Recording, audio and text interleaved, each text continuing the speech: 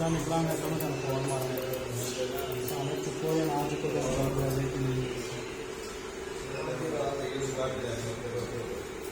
जी जी इंशाल्लाह जबरदस्त लाइट इधर से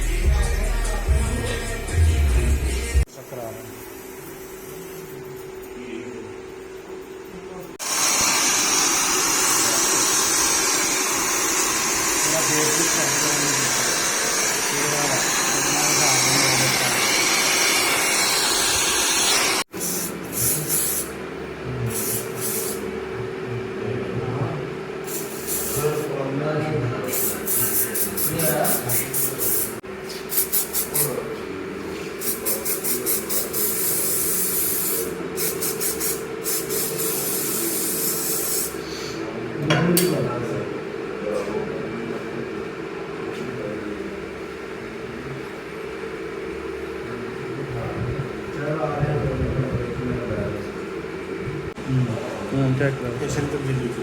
फेस